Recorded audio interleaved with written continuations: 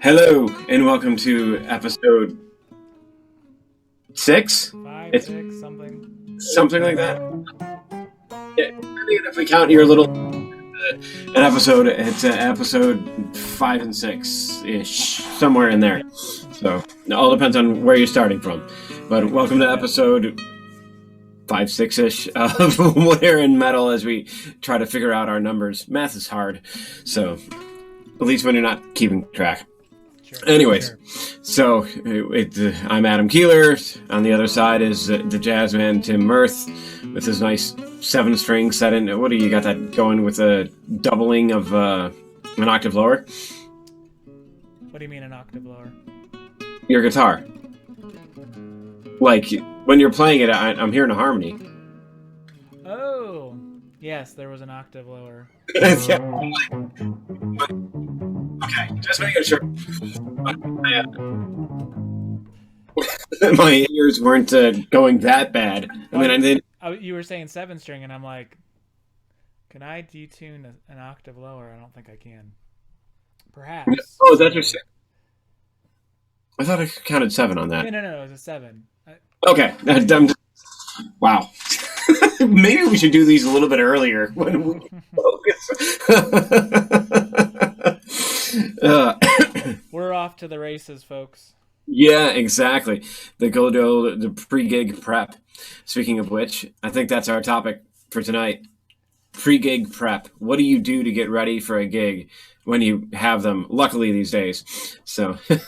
Yeah, I guess the reason we're talking about that is I actually have a gig tomorrow night, though it'll be tonight, I think, if we get this out on time, Yeah. with my one group, which is, so since the COVID thing happened, prior to that, I would say like once a month or twice a month, I usually had a gig for the last like forever. So this year, though, obviously everything slowed down and stopped. I think this will be my third gig-ish thing since March, which has been kind of weird, and I'm very out of practice for like doing a gig. And this could be live stream kind of thing with my one group, Night Terrors. Hence the 7-string. So Night Terrors is a group that I have. I used to have sax, guitars, drums, sometimes violin, multiple saxes and stuff. This particular iteration is just going to be guitar, drums, gongs, and stuff like that, but 2 people.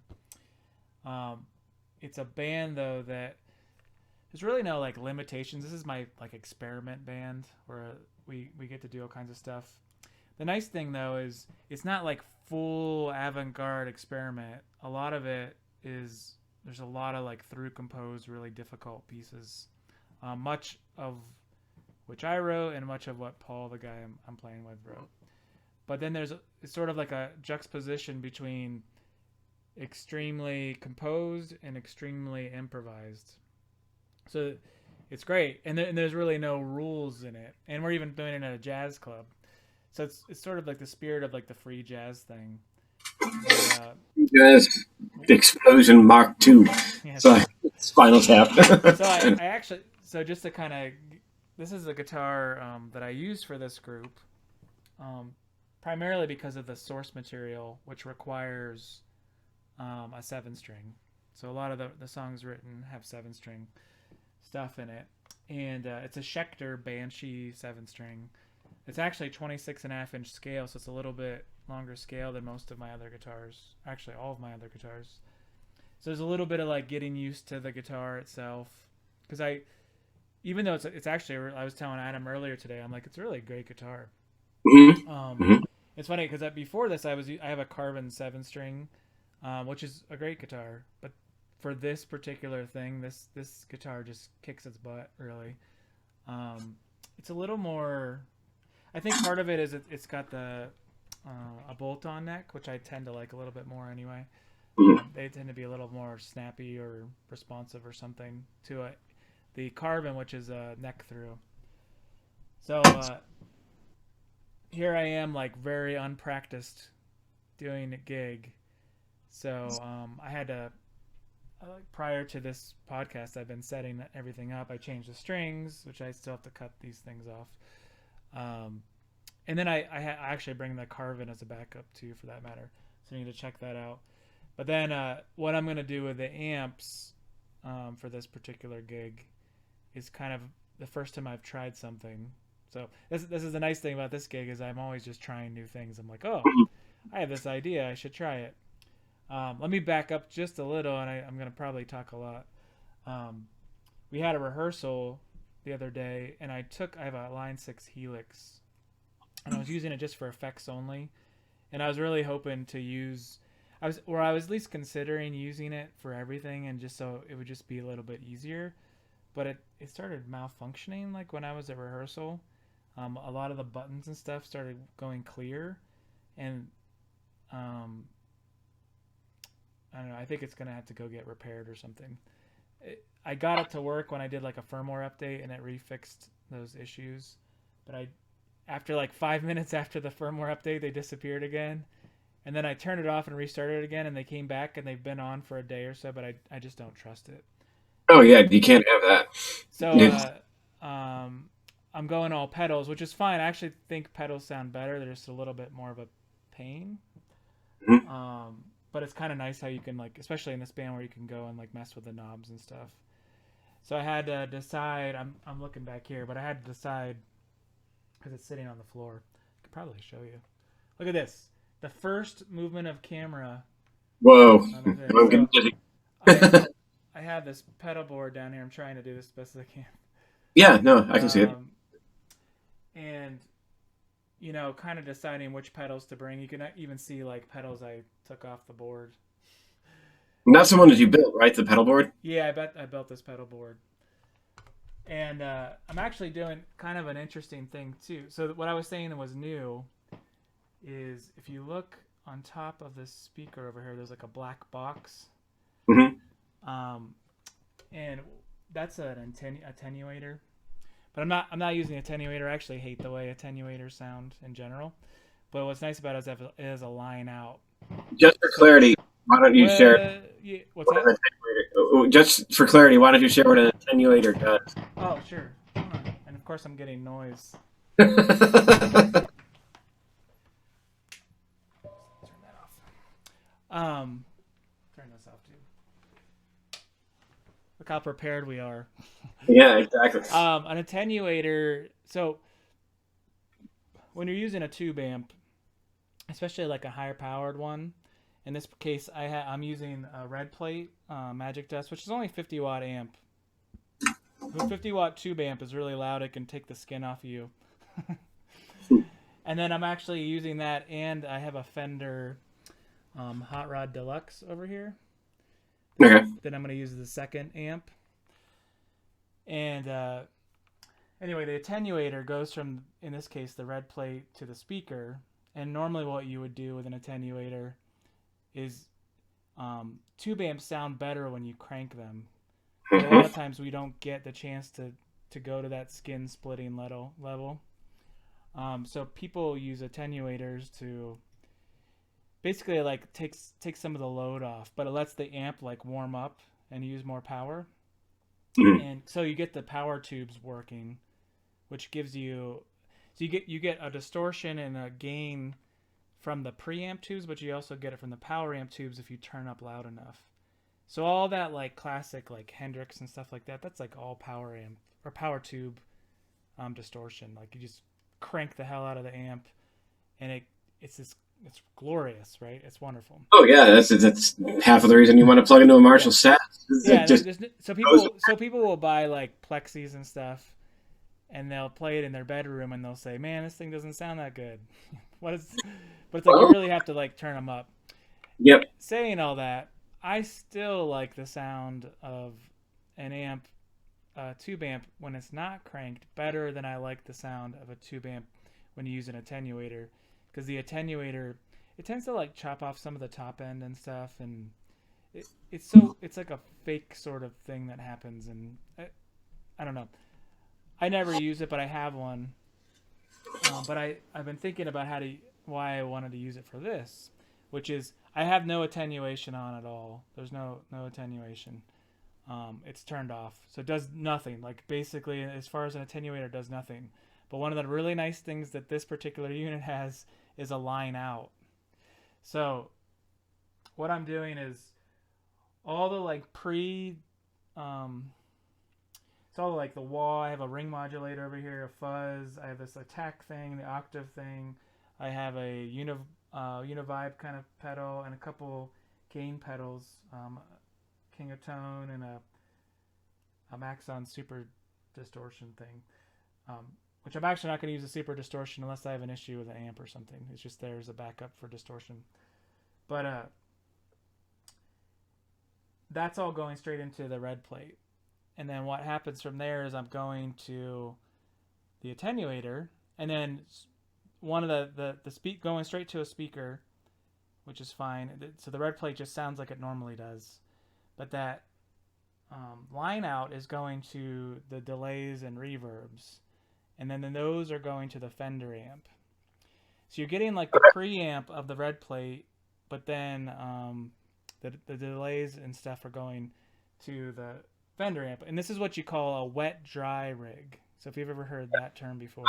I've done that before, and not with an attenuator, but with an actual splitter. I had like way back, I had a Mesa dual rectifier, 100 watt, and Fender. Oh, what was it? It wasn't a Hot Rod Deluxe. It was like one of those super chorus, Fender super chorus. Yeah. And that was my clean channel and clean thing, and then the Mesa was clearly the distorted one. And I split the signal into both, and it had like the delays on one side and the wah and the distortion and everything on the other. It's really so actually so in this case the Fender gets all the wahs, gets everything. Oh, really? Because it's even getting the preamp from the red plate, right? Mm-hmm. So any distortion or anything will be, if I don't turn the delay pedals on, it's basically running that into the Fender amp as another amp. So I can turn all the delays off and it's not wet or anything at all. Okay. And it'll sound like the distortion and the gains and stuff will sound like the red plate on both amps. And then, so you get, so the reason I do it is I despise the sound of using a loop, the effects loop. Oh yeah.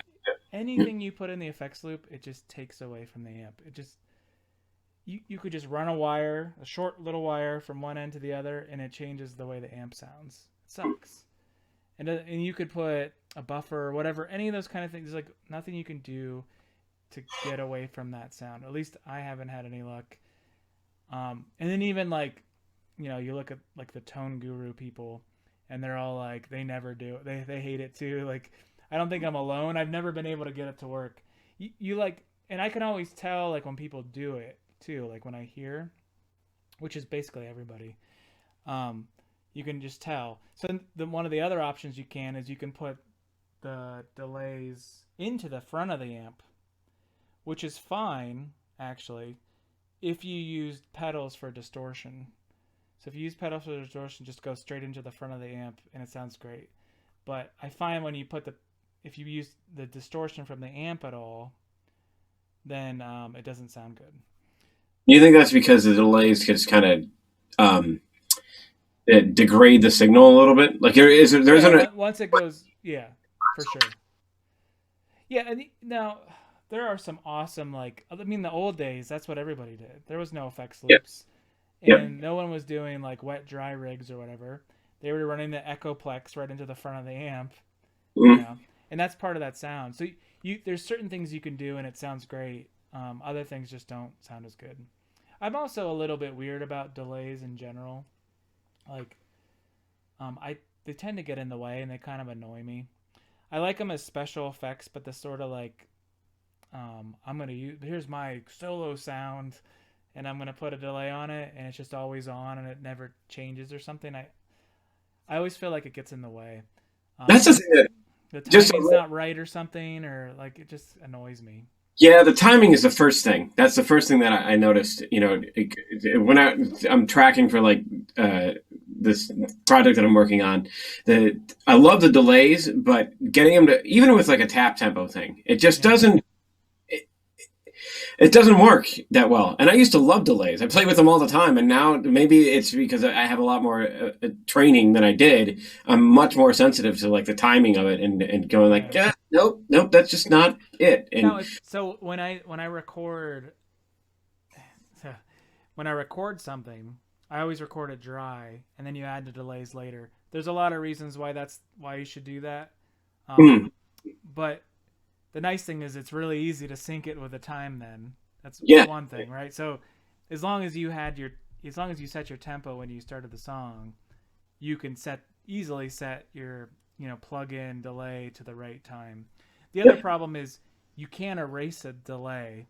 Like, so say you record it with the hmm, delay on it, you can't get rid of it. It's just there, so you yeah, don't have any control over it. That's called printing effects. So if you ever heard like people say, "Oh yeah, you printed the effects when you recorded," that means that you had all your delays and all that stuff in the recording, so you can't get rid of it. It's just there. hmm, So it's better to actually record dry, and then now certain effects like ring modulators and stuff, you would record that probably, but you can't fix it after the fact. But there's probably reasons why you like that quality to be a little bit more loose. But like delays in particular, like not to have the timing right is annoying. totally. I mean, when I'm doing like for tracking this the project that I'm on, just talking about, I have a signal going in that I'm using the diesel plugin because I absolutely love it, and that's one track. I have a Yeah, completely dry signal as the other track, and then I have a third signal of good God, why am I drawing a blank? A third signal of a direct plugin so I can hear it back from like the Plini plugin. It's like I got all three tracks recording at the same time yeah, because the guy that I'm going to send it to, it's like, this is what I like to hear when I'm tracking. Here's something completely dry so you can do whatever the hell you want with it. And here's an effect that I really, really like, and let the composer kind of pick whatever he wants and plug it into his track just to give him the variability and myself that variability. So it makes editing it a hell of a lot of more work when you're dealing with three tracks versus one. I mean, you can group them, but it's just a matter of the visuals. It's like it's nice to just have one track and go click, click, there it is. yeah, sure. Anyway, so in terms of your gig preg with that, clearly like that's totally different than what I would do for a gig thing, and I don't need to talk about that. But in terms of like outside of like the getting the effects things right because of the issue with the helix, that's kind of like a modern day problem with effects. I remember watching an interview with Devin Townsend where he had two axe effects that he would have and an A/B switch like on stage with him, so that if Yeah. one of them crapped out, he'd go click and it would switch to the backup, and then that he just had the two. So redundancy is generally the solver of most of the issues that will happen. But half of me is like, just two. Why not three? Because if two crap out, you got a problem. Yeah, Of course, at sure. that point, the chances of two of them dying is Well, I suspect there's always a backline. Like yeah, even in Devin's case, like if they had to, there's in that building there's a dual rectifier or something that he yeah. would have to, and he's probably had to do that before. You know what I mean? Yeah, Like, well, and that's the reason why we have these types of setups. Why do you have so many things and how much backup? Because something has happened once that I don't want to happen again. oh man, so that reminds me of a story. Um, there's a band I had, Paul Stranahan's Insomnia, that I was playing with. We had a CD release party, and it was well attended, kind of thing too. Um, and for whatever reason, I decided I never break strings or anything, right? Like it never happens. And there was There's one guitar I was using like all the time, was a G&L. Actually, you can kind of see it back there. G&L Legacy for that particular group, was just like a Strat. And I'm like, you know what? I'm not gonna carry all this crap. The place we were playing at, you have to like climb up these stairs and like do all this stuff, and it's like all the gear. And I'm like, you know what? I'm not gonna bring two guitars. Screw that. So I remember we were about, like ready to start, and the way it starts, it's like, I don't know if you can hear that, but Yeah. so it was like and then the D string broke. First song, like it was like we were doing these like like and the drums are going crazy and everything, you know, like to kind of like let it play off this melody or whatever. I just remember, and so I'm like, crap. So the song just keeps going. They don't stop. Even though it was the third note, it's like, or the fourth note or something. So then I go and look at my gig bag, and it was the D string of all things that broke, and I didn't have a D string. So I grabbed and so it's a floating bridge. Oh no! And so all I could find was like a G string. And you tuned it down? So yeah, I took the G string and put it on there, and it was really floppy. And it was a plain G, you know, so it wasn't like a thick string. So then I had like, you can't just tune up to the pitch. That'd be great, you know, if I had like this guitar, that would have been fine. But with the floating bridge, all the other strings got all out of whack. And I had to like retune the whole guitar as it was like adjusting. And anyway, so I always bring two guitars. Yeah, I had that happen to me on my I want to call it like one of my bigger gigs. They flew me out to Baltimore to do a show, and I just had my Taylor. That's it, you know. And I walked out on stage, and there was a good amount of people there, and I'm like, "This is great," you know. I'm the I don't want to say like I'm the star, but I was at that thing, you know. It's like they don't fly you out because they think you suck. So so I got out there and I had my Taylor and I had new strings on it and I was good to go. And first song, I break the D string. Like, and this is a solo acoustic show, so it's not like I can like do anything about it. It's like, okay, I'll be right back. Give me a second. And like, it was the fastest string change that I've ever did. Next song, I broke the low E, which never happens. Yeah, right.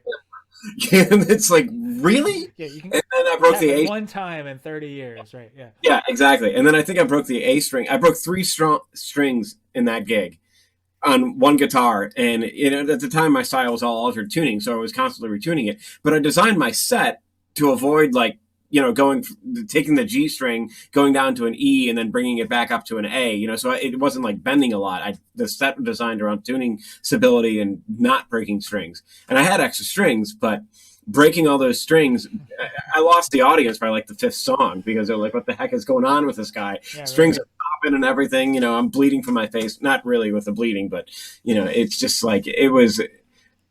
The gig performance wise was fine, but I'd lost the audience so quick with the rest of it.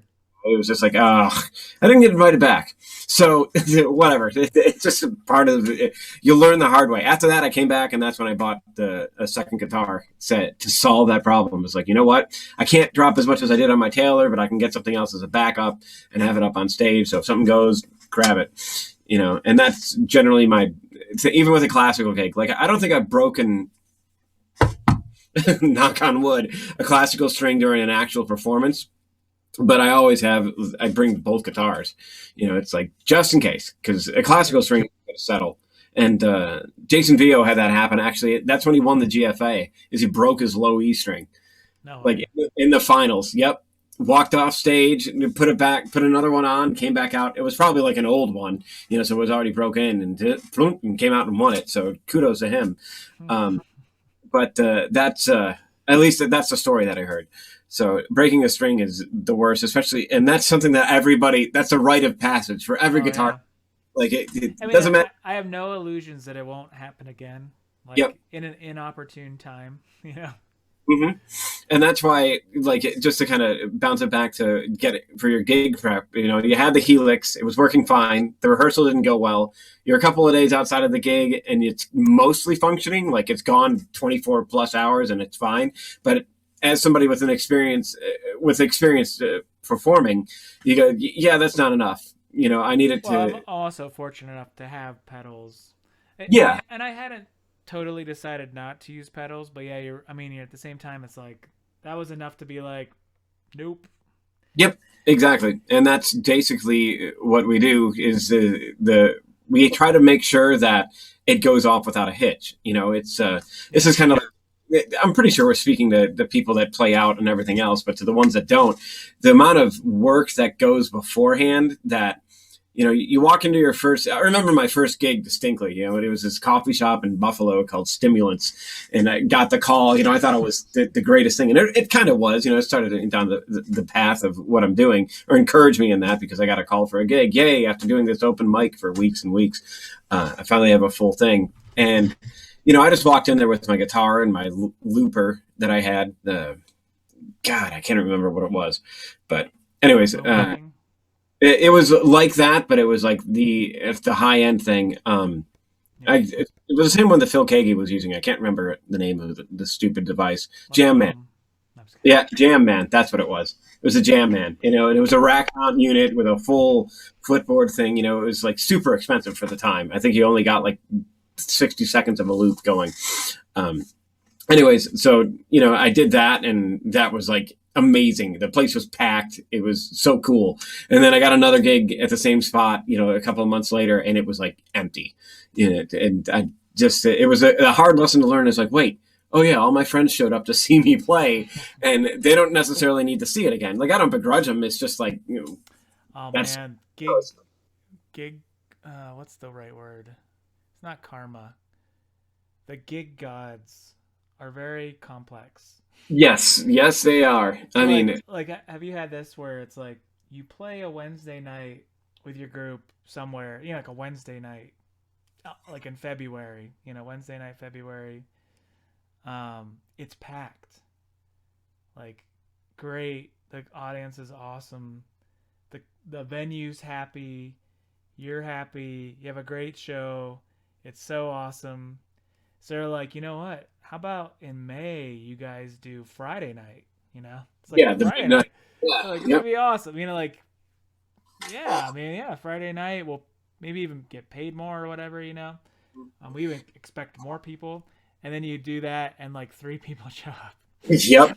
And you're like, and it was like maybe it was even like an ideal weekend or whatever, and you never quite judge those things.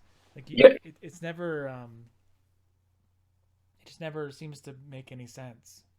I mean, there's clearly a level of reputation that gets you to a point where there's a reliable crowd, and I'm not saying like I don't know. You think?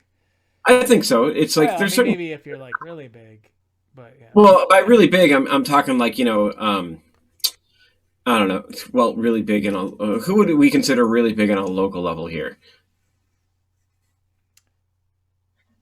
There's a few. Like I would throw Dan Wilson and Theron. Theron, those guys. They got a consistent draw. They got a great reputation. So when they do a show, there's going to be a good amount of people there. And I think for the most part, and not to. I've definitely been at shows where maybe they weren't the headline, but they were there or they were playing in. Where there's only like a few people. Oh yeah. I mean, that's what I meant. I meant as a headliner, not as like. It's kind of interesting to think about. I guess it depends too. Like the problem with local gigs is like how many are you doing within a certain time frame. Yeah, you can't be like, I'm playing here in Akron tonight, and then tomorrow I'm playing this place, and then tomorrow in the next place I'm playing. I have 5 gigs in a row in Akron. Nobody's going to see you 5 times in a row unless they're stalking you or they're married to you. Yeah, well, actually, I agree though. I mean, if you get a certain level of bigness. You don't need everybody to show up. You need them to show up to every 20th gig because you have 2,000 people that will come to see you in some way, or something. Yeah, well, it's like if you have 2,000 loyal fans and the place that you're playing at fits 100, you need like 5% to show up. Yeah. Which is somewhat reasonable. It's usually around 1%, but 5%, I think the bigger that you are, the chances of hitting that 5% is more prevalent.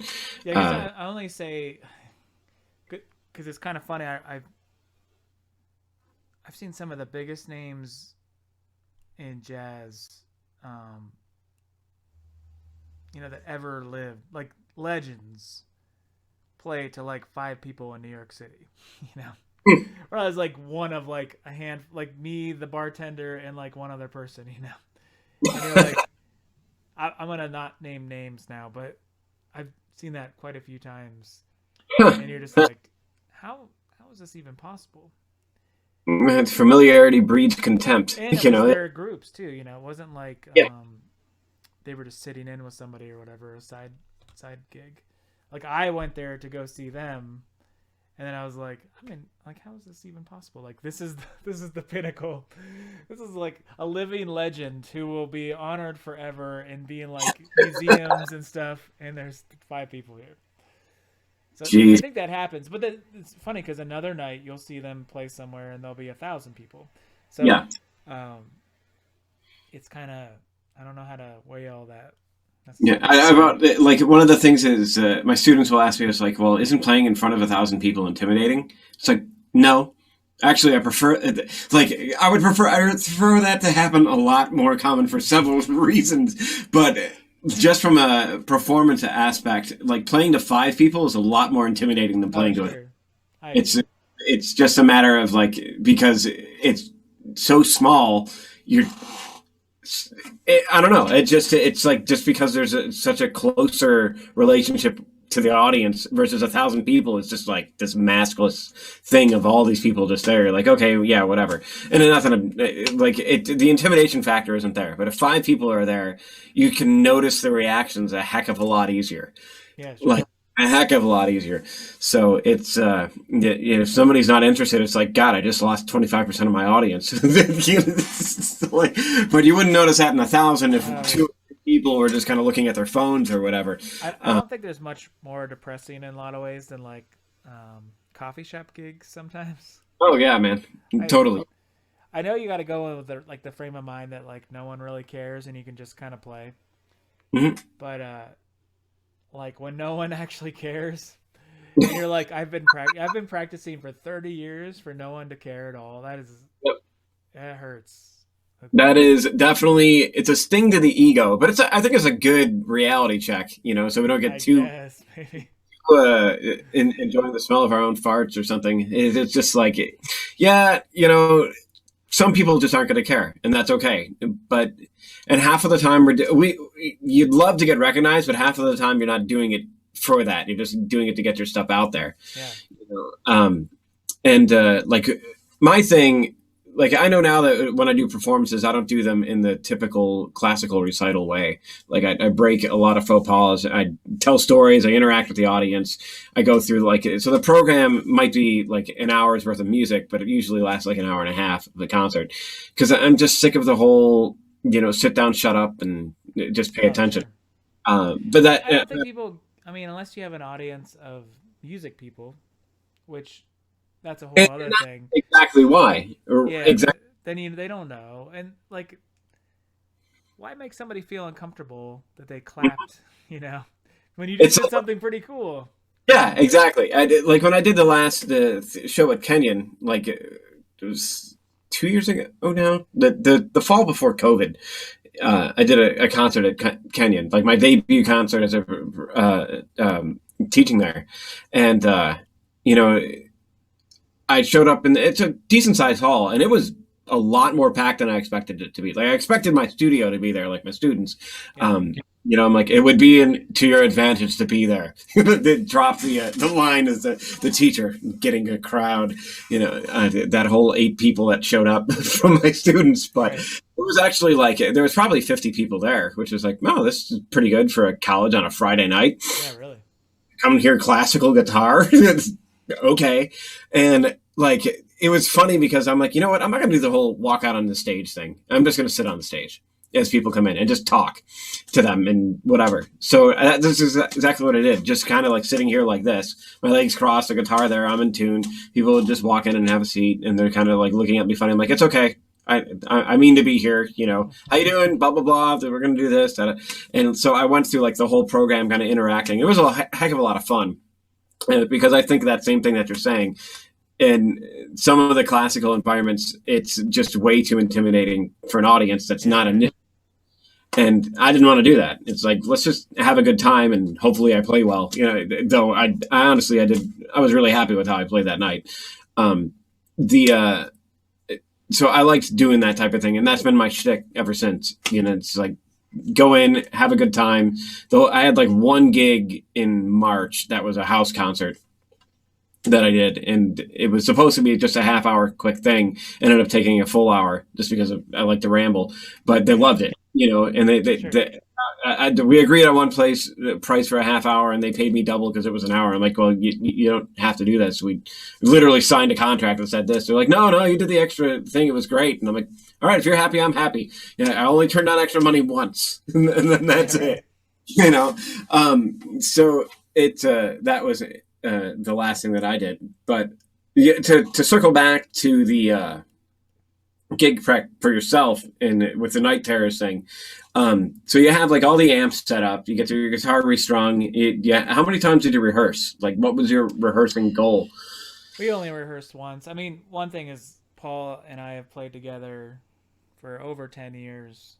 So even when we haven't played together for months, we've done hundreds of gigs together at this point, and recordings and stuff. We pretty like intuitive with each other, and a lot of the materials memorized, even if I haven't played it forever. Yeah. It's kind of interesting to sort of. It's more like dusting the cobwebs off to make sure it's good. But a lot of the material is pretty tricky, so I do have to go over it a couple times to not totally screw it up. So our rehearsals tend to be we'll come up with a set list. So like I said, with this particular group, it's like half of it's like really through composed, very specific, and then half of it's improvised. When we rehearse, we don't spend as much time on the improv, though we kind of do it just to get like make sure our levels are good and like kind of figure out other little nuances, and it's just fun. But then we'll play through parts, and then if there's something that didn't work out very well, we'll go over it a few times. And it's funny because almost always the same parts that we struggle, or mostly I struggle with, because they're just tricky, and there's a couple of them that it's like if you get off just a little bit, like the whole thing falls apart. Oh yeah. It's really hard to like. We're getting better at if you miss it, you can get back on board, but a lot of it's like really weird time signature stuff, and they're not like. It's not like you drop one beat, like a big beat. Like it might be like a 16th note, or something. And now the whole thing's shifted, just enough that it's not in alignment. And then if somebody tries to compensate for it, but the other person doesn't, or the other person does compensate too, then you switch both sides, you end up on both sides. Oh yeah, totally. Circling each other. So some of it you just can't mess up on, basically. Mm-hmm. I mean, I don't know if people notice it or not when they hear us play, but we notice it. And a lot of the pieces, well, like this particular one, we picked up a few pieces that we hadn't done for a while too. Like there's a song for the band Red Side Visible that I had. That's the If the Gods Allow, which is this string tapping thing, right? And Paul and I came up with a Night Terrors version of it where we have like some improv, and then we like change the tempo a few times and stuff. So we make it a little bit trickier. It's more like more playful in a way, because in the original version it's very like steady the whole time, but here we'll have like I wonder if I could play a little bit of it. Turn it up to 11.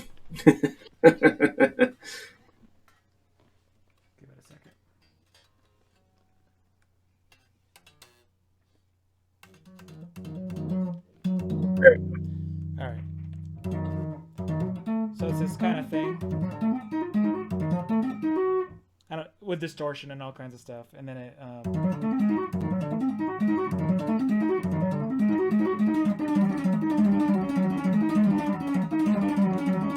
This kind of thing, but we'll do kind of like a.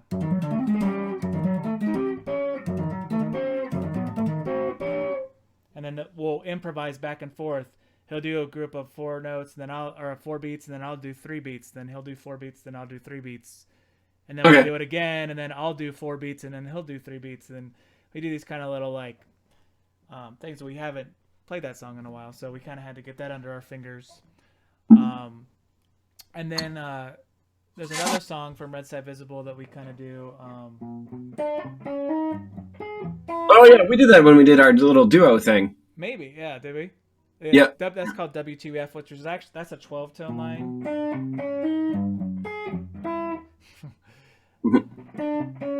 So we have a Night Terrors version of that, but we took there's like a bridge section, and the written version it's just 8th notes and 16th notes. But then in the version we do, we'll do like quintuplet sort of thing with it. And so the time. Oh, because why not? So there's a riff in it that goes. It's in 29/16, of course. Because you got it.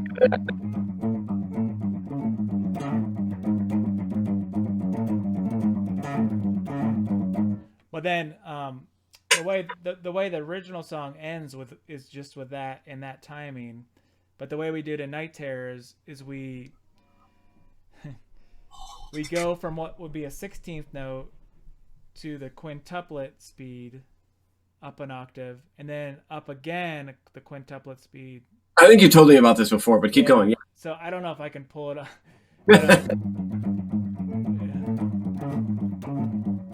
So you do each one 4 times, and then it'll go up an octave,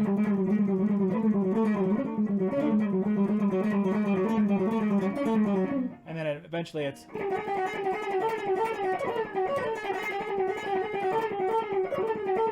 Anyway, you got to get that under your fingers. Yeah, no kidding. And it's cool because it ends like we all now at this point we kind of end and it's really tight, you know. Mm-hmm. As long as I work it up or whatever. So there's those like little like things like that you have to kind of like work out. Yeah, and that just on a quick side note with that, I think that's the one thing that people, non-gigging musicians, let me rephrase it that way, like don't see the work that goes into pulling something like that off at all. Yeah. Like, I remember watching an interview with Steve Vai, just because he's Steve Vai and you watch interviews when he talks, the man's it's him. But he was like, oh yeah, when I was doing this song Building the Church, you know, which starts with another, strangely enough, and maybe it's because you were doing that, but a 2-hand tapping thing. It's like, oh yeah, I had to like prop up pillows to be able to practice this for like 5 hours just to be able to kind of get this lick going. And it was like, it just reinforces like, oh yeah, this guy, just because he's at the pinnacle doesn't mean that he's not working on it constantly. Like sure. Constantly playing, constantly practicing, constantly working. It's the only way to keep the chops up.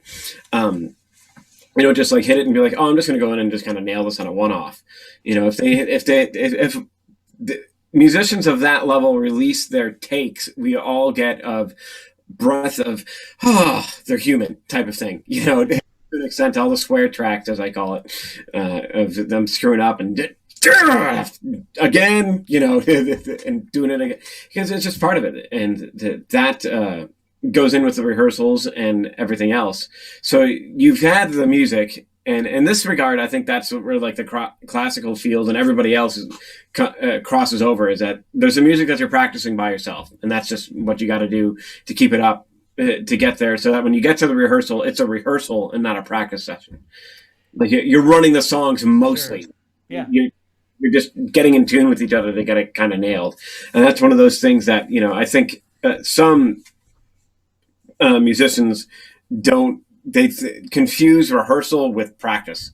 It's like, no, rehearsal is when you show up after you practice and you get everybody and you're going through it end to end. You're not trying to figure it out on the fly. And it's this thing that I think most amateur musicians get experienced to once. Like you learn that lesson pretty quick if you walk into another room of experienced musician and expect to practice it with them on that spot. It's like, oh no, you got to come with your crap together. Keep it kid friendly there. And if there's a mentoring attitude of the rehearsal group, it's great because it's very encouraging. You know, they'll definitely twap you and be like, what the hell? Get your crap together and come back with the practice. But they'll respect you when you actually do that the next time. because it shows that you actually give a damn to do that much. I remember that was like one of the things that when Steve was teaching, he never let us do duos with other guitar players. It was always, if you're going to do something duos, it was, I mean, there was an occasional one, but most of it was chamber music. If you're getting a flute player, you're getting this and get that. And so you had to, it was great because it puts you in a mindset of like, I don't want to embarrass myself as a guitar player with this other person and not be able to play it. So you generally got it together. I remember I did one duo with a buddy of mine at the time, and we did like some Mozart arrangements, and I kept screwing up this like section because it was always coming in wrong on the 16th note. And I had to come in on the E of the beat rather than the downbeat. And he just kind of looked at me like, dude, what the F? Like, we've had this music for months and you're doing this now? Sorry. And then, but getting like hit like that, I went home, set up a metronome, and drilled that part again and again and again. So the next time that I got together, he was like, all right, we're good. That. And then when we played it in the class for the coaching, he's just like, I just got to point something out that after I yelled at him for not getting the part, he came back the next day and nailed it every single time. And that's, but I'm just saying that not to toot my own horn, but to talk about like how we rehearse and practice. I think if, I was just talking with another musician friend of mine. It's like, I love to work in an environment where you can be completely honest about how much the other person sucks or sucking it at that particular time. Like, not that they're a bad player, but if there's not a level of communication on the level of where your playing is and what the music is demanding, you're never going to get better. Sure. You're never going to get to the next thing. So you have to have some of an ego to be confident enough that you can do the thing. Like, you have to believe that you can do it. And then you have enough right humility of going, all right, I need to work on this. Call on the carpet, son. Get it together. Come back next week. And the pros do exactly that because everybody does that. Like, it doesn't matter how good you are. You're going to screw up. You're going to have something that's just, you learned it wrong, but it sounds okay. So you think that it's fine. So you need to, but then you show up and like, once you get in the context with the other musicians, it's like, oh crap, so you got to go back and you got to fix it. And that's part of it. And not to, it's just part of the growing thing. And it's great. You learn to love it. You learn to, you either learn to love it or you quit. Well, I find it's kind of interesting you were saying that. It reminded me of, so in my world, I guess, where there's a lot of improvisation, sometimes you have to weigh the abilities of people to be well rehearsed versus how good of an improviser they are. So, as we know, a lot of classical players are horrible improvisers. And same with any genre of music, really. And actually, even just because you play jazz type stuff or jazz influence thing doesn't mean you're a good improviser either. So then, do you take the person who just blows you away with the way they improvise, but they're kind of like half good on the worked up stuff, versus the person who nails all the worked up stuff, but like their improvisation sort of leave you hanging or whatever? So it's interesting because there's such a, I don't want to say they're diverse skill sets, but there's a lot of, like, you can't just improvise because you want to. Like, you can't just be like, oh, I'll improvise now. Like, you kind of you have to work on that too. Mm-hmm. It's like another thing to work on all the time. And then, gosh, not to get too deep into the like what is real improvisation sort of thing, but that's a whole other thing. There's just like sort of like what I call like true improvisers, the people that can go anywhere with anything at any time. Like Keith Jarrett. Yeah, like Keith Jarrett, right? Like, who could take a Bach and start improvising. Yeah, right? Just being in the moment and taking that thing and understanding it enough and feeling it enough and loving it enough to like work with it and just play with it, in a sense, and see what you could make out of something like it, as opposed to just like having licks. You're like, oh, I'm going to put this bebop lick on top of the Bach thing. I've seen stuff like that. It doesn't work well. I mean, it might be okay, but it doesn't feel as genuine in a way or something. I don't know. I'm probably gonna bury myself in a hole by saying some of this stuff, but it is what Well, it is. that's what I it guess is. that's how I guess how I think about it. And I guess I've noticed too, like there's some people that are more natural with improvisation, like the one who goes to the piano and just starts making music, even if they don't know the names of the notes or anything. You meet kids like that, Yep. but then you meet kids who won't touch the piano unless you tell them what keys to push, Hmm. um, because they're afraid to make a bad sound or something. Um, so you have these different personalities you have to kind of deal with on that front, but it's interesting. You were mentioning earlier, like, so how do you prep for a gig? Um, so this band's pretty unique in Yeah. that Yeah. a big part of this is like I want to make sure that I have pedals and stuff that come up with inspiring weird sounds that I can do something with. I could do the gig without any pedals and it would be fine. Um, and I don't need them, but they're more there for like little inspirational things. Um, but that's different a bit than like a jazz, like a real, like a let's say a real jazz gig or something where there's really no pedals, um, or anything like that. I want to get a good sound and sort of prepping for that. And I feel like that's a whole other frame of mind. That really is the like, of course you have to have all the like music itself down, but a big part of that world is that sort of like improv, true improv sort of thing.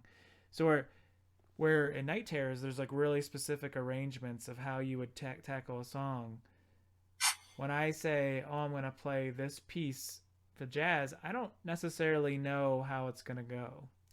Like, I don't say, oh, I'm going to use this voicing or this voicing or this voicing. I just say, okay, I know that's an A flat major seventh in that spot that goes with that melody. Hmm.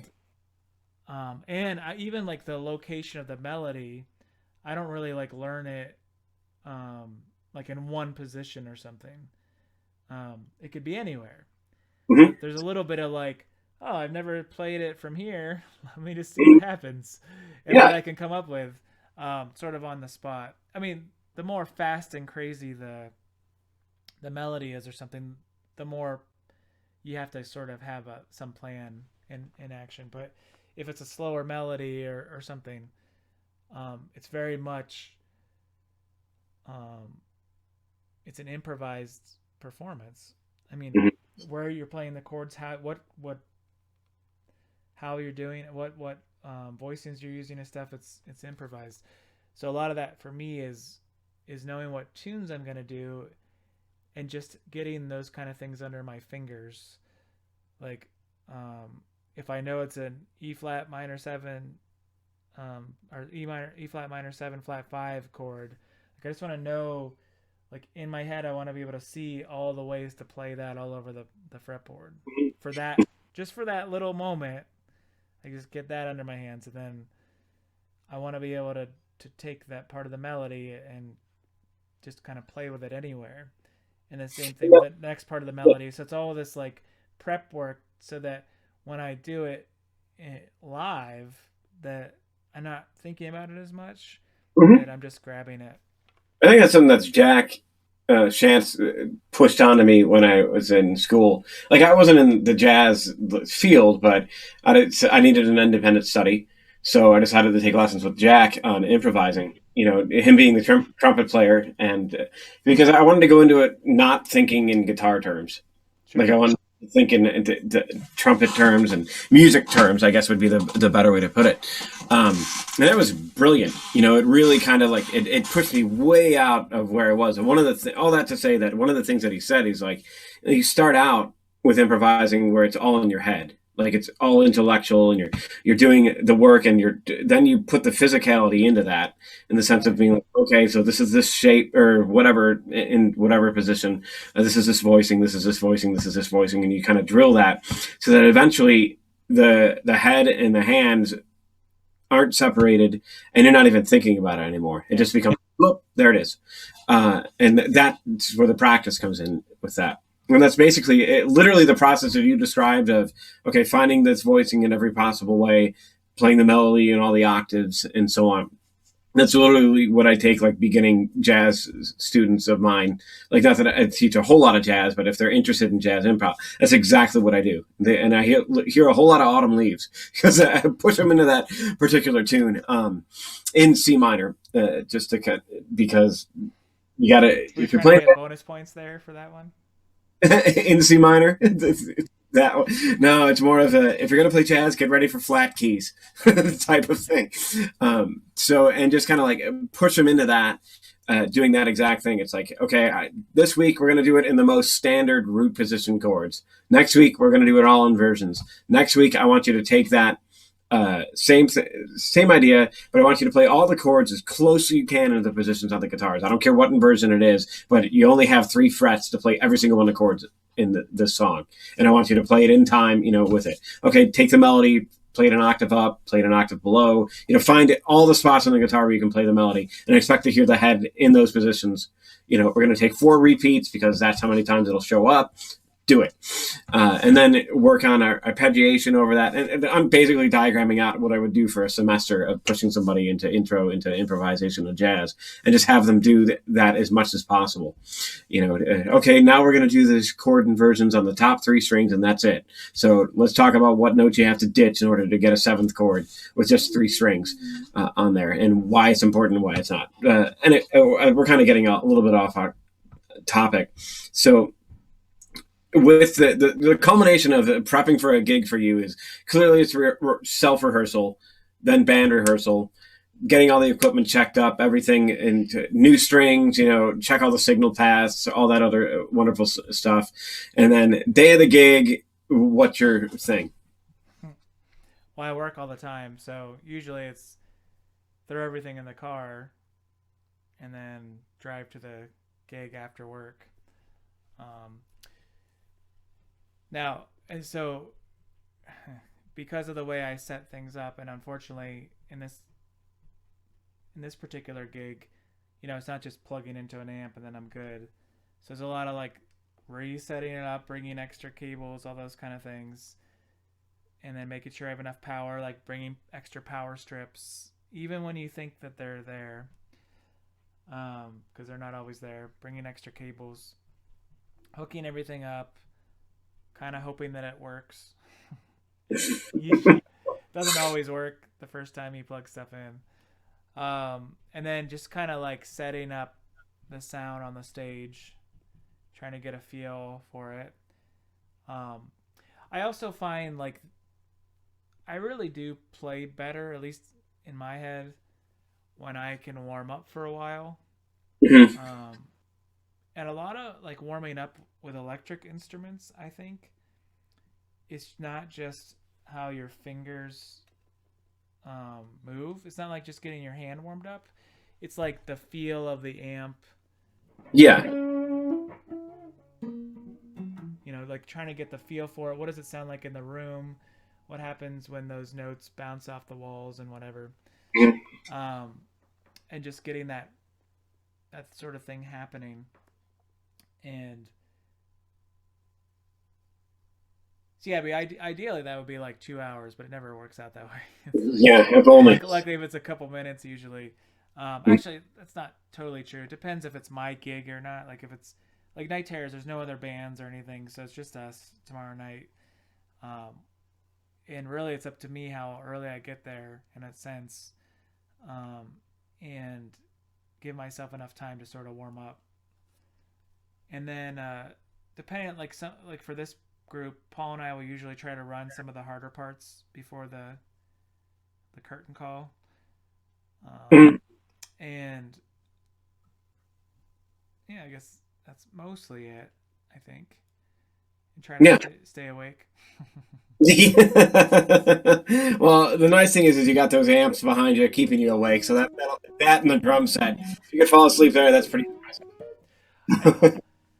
Yeah, I find it's funny. I was never the overly loud guitar player, In fact, a lot of times people are like, you can turn up. I'm Mhm. not sure why, but more and more, I'm happy to go louder and louder. So, Oh yeah, dude, that's part of the fun with that. We don't play electric guitar especially to with be. like better gear, you know. I was Oh, so like this red plate amp, which I took to rehearse. There's the great thing about these amps is they're just super dynamic. Even when you just crush it with distortion, it can get quiet without doing anything but just picking later. hmm It's not going to come through the video here, but yeah, there's a yeah. section in one of the songs we do where it's it's like a this kind of thing, but it's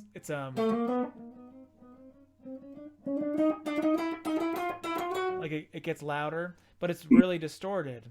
So every time we've done this song before in the past, before I had this amp, um, Paul would always be like, "Can you get quieter there?" But what happens when you put distortion on amps is they get very compressed. So it's Yeah. like no matter how quiet I would like pick, it just didn't change the volume really at all. Mhm. And then so it's like, well, you got to try to like do it with your volume knob or something, volume knob, or do it with Yeah. a volume pedal, and it like depending on how everything's set up, that could lead to all kinds of weird issues. Um, because it's sort of tricky to get the volume pedal just right too, and then trying to do this while you're trying to play this hard song, and Mhm. it immediately goes to this kind of thing. So it's like you got to try to get the volume up in time and Yeah. like Yeah. kind of time it up. But with this amp, I could do it. Like I was like so happy at rehearsal. I was just even when it's if you crank the distortion on it and just have it like screaming at you, you can get so quiet, like just like you can't barely hear anything if you I can wonder what goes pick the into that right. circuit wise to get it that sensitive to I your don't know. guitar. So That. some people hate it because it tells you everything. It's like it tells you when you're screwing around, and like if you thought you played everything even, but you really don't. Um, hmm but I love That's, it. Like it's so expressive. It's like you really can. oh, and I think that's a great thing about it. I think that's what makes what it It's is. like a real guitar. Like when you Exactly. play like a great acoustic guitar and you dig into it, it does something, and when you don't dig into it, it does something. Yep. We get used to an electric, like everybody wants it to be the same volume. I hate compressors in general, and I would say the compression on electric guitars is generally used all the time, like all the even time. now as like a special Not a bad effect, thing, but like to do like the country whatever thing. yeah. I get it. It's a certain sound. That's fine. But to just like leave it on all the time or whatever, like guitar is already like not dynamic enough. And when I listen to other instruments, just the way like a sax player phrases in jazz, it can be like very like Yeah. Yep. like it's always going up and down, and the loudness and the quietness, um, and even like notes stick out more than other notes and stuff. That's part of like the music. That's part of Mhm. what is supposed to happen. And then guitar, you hear it, and it's like all the same level or something. It drives me crazy. And even when you don't do it, even when people sort of like accent notes, if they have too much compression on, you really don't notice it. You can hear like a different timbre a little bit, but like that's all you get. You get like this little like That's the thing that amazes me about Julian Lage. Just like sure. guy's dynamic control Oh, it's is beautiful. Yeah. freaking ridiculous. I mean, his electric guitar study. There's a video of it. I forget which one it was. It's not the one that. It's not his. He doesn't play it on acoustic guitar, but it's just him up on stage in New York with his telly and amp, Yeah. and it was like the voice control with just a pick was just like screw this, I quit. Like he's one of the few guys that I watch play that makes me go, oh my god, that's just crazy. You Yeah, know, that's why I was so excited about this K line guitar. yeah. Just happens to be here. If I could do this. Um, because it's so dynamic, like because of just all the things that go into this guitar. Like it's like 10 Wow. times louder than this guitar. Yeah, I was gonna say Even that was even like acoustically. Like it's like much louder. Um, and that with that amp, I feel like there's something that can happen there. And Yep. I always try to put lots of dynamics in the stuff I do, but it doesn't always. Um, I feel like it doesn't come out as much as I think it will. It's like once you go through your pickups and then into an amp and then through a microphone and into your DAW, and then the DAW makes the mixes the track down and it gets compressed, and then it goes to your phone or whatever. And like by the time all that stuff happens, it's like gosh, it's like all the dynamics and everything are just completely gone. That and yeah, that's like there's a meme where it has like $10,000 or $5,000 guitar, $5,000 amp, Right. $10,000 microphone, $1 million mixing board, small penny speakers on a it's like really that kind of ties in with what we were talking about last week about getting a good set of headphones and good stereos. It's like the things that you don't see anymore. Everybody's like, oh, just listen to this song on my phone, which there's something to be said with that, but that's not hearing it. You got to you invest in good headphones and a good amp, which totally made a difference with these night and day.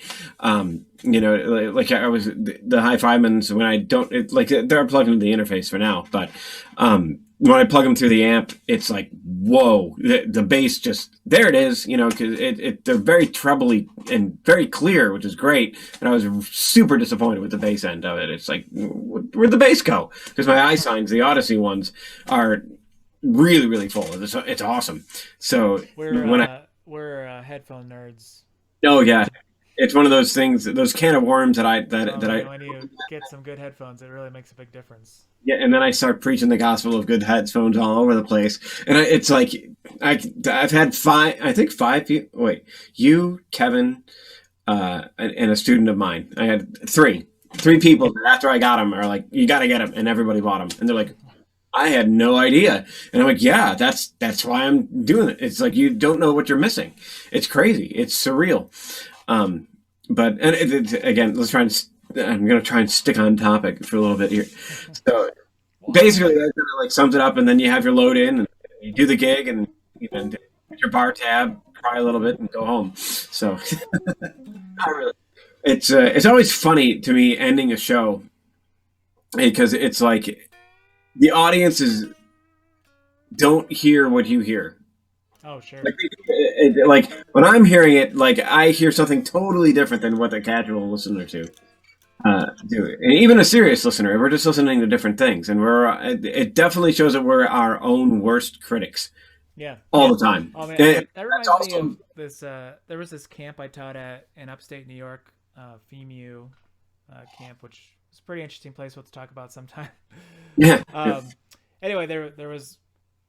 It's really like a big almost like a Broadway prep place. A lot of actors and people that are famous now were there, and there was like a rock band thing, and then there was orchestras and all kinds of stuff.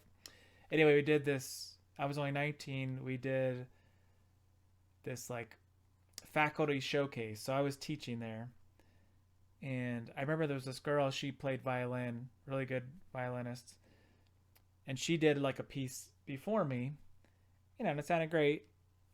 And then I was after, and I had written this really crazy guitar piece.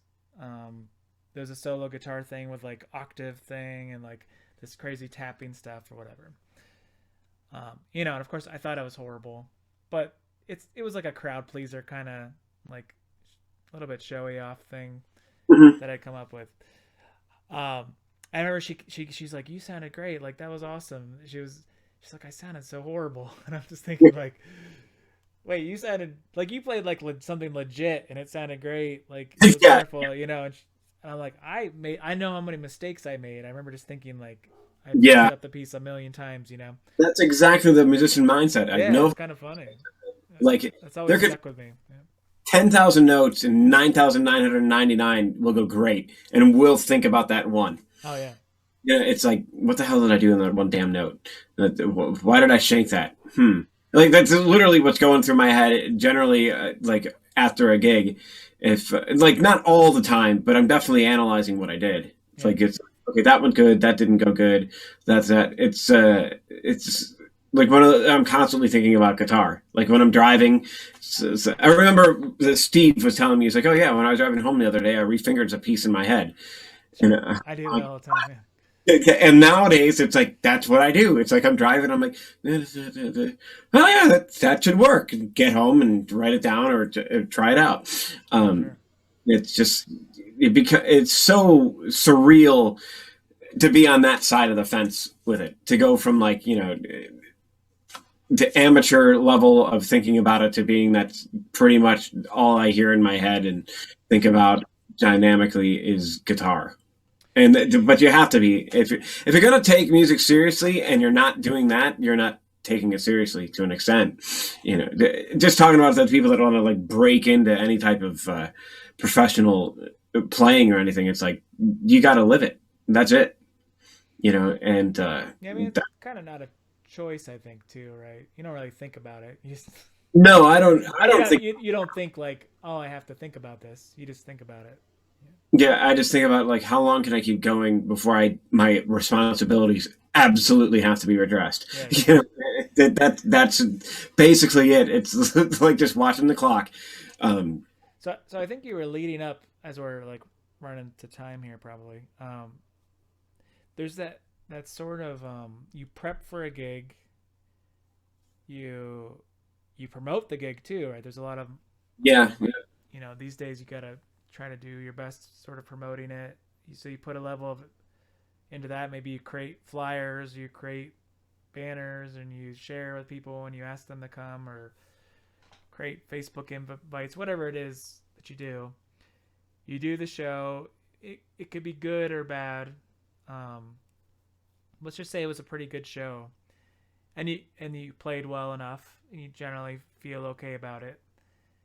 But then there's that like, you've put so much into it and you get this like, I don't know about you, but like sometimes it's like a really big down.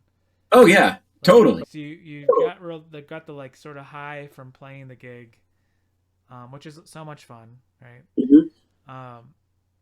And now it's over. Like, yep. It's just over. Like all this stuff you work towards, all these things you worked on, and even when you're really busy, even when you have 3 or 4 gigs a week or whatever, you put all this energy into that gig, and then you've got to like, I don't think people see it all the time, like just how far you go down. Oh yeah, man, totally. And usually that night you're probably okay. You kind of have that like after gig high sort of thing happening, unless you played really bad and then you're just really down on yourself. Let's put an asterisk there. That generally that high goes with the completely. If you play mediocre or better to yourself, then you can have that kind of like high. But then it's like the next morning you wake up and you just feel horrible. Yeah. You gotta sort of like pump yourself up again to do it again.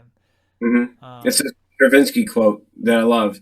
It's like, well, how do you write? Like, what's your inspiration? He's like, I find that inspiration shows up at 9 o'clock every morning. And because that's what he would do. That's his writing. That's at least during that time period. He was like, that's when he would sit down and write. 9 o'clock. That's it. Consistent. And that's. I think that's where the discipline level comes in. Because if you let your emotions dictate how you practice, you're not going to go anywhere. Like you're going to be too unstable to make forward progress. It just has to be a thing that you do, and that's just something that Pierre said when I was out there. And I mean, it was obviously profound enough to keep with me for 20 years. But he's just like, you just do it. Like you fake it till it becomes fun again, and it gets there. He's like, you think that when I'm doing a 100-show tour that I absolutely love walking out on the stage. And this is me putting words in his mouth a little bit, but he's like, do you think I love walking out on the stage every single time, being away from my family in another town? Like, great, I get to do another show. He's like, the first couple are great. It's exciting, it's new, and it's fresh, but you eventually miss your own bed and having your own type of circle. And then you get to a point where it's like, okay, I got to do this again.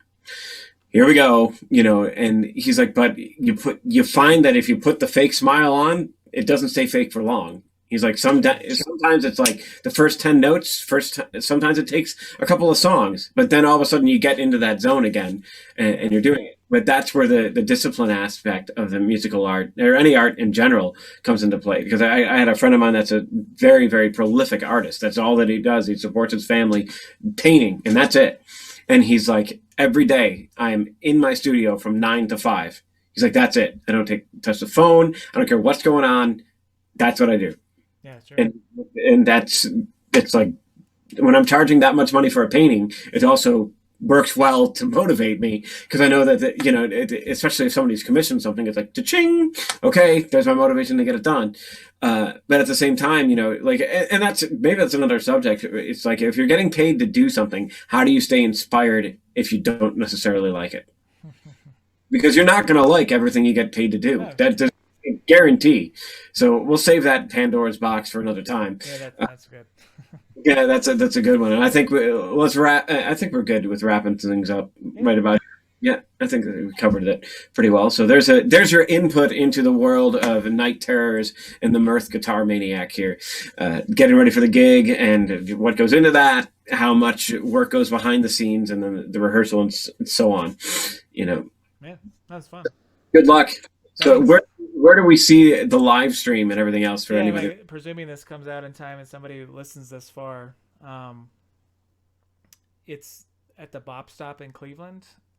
So from their Facebook page, I think, or you can go to the Bop Stop's website. So I think if you look up Bop Stop on Google, it'll pop up Bop Stop Cleveland. I don't think there's any other Bop Stops, but nope. Anyway, as long as it's in Cleveland. The top search result. Oh. There you go. My phone found it. Yeah.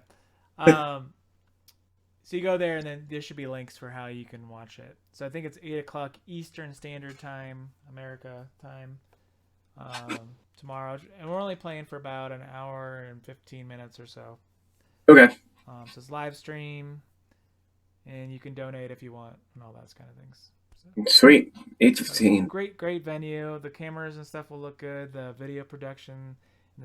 Like, these places are getting really good at this stuff. It'll sound good, it'll look good, so it's pretty cool. And we'll have video to share later.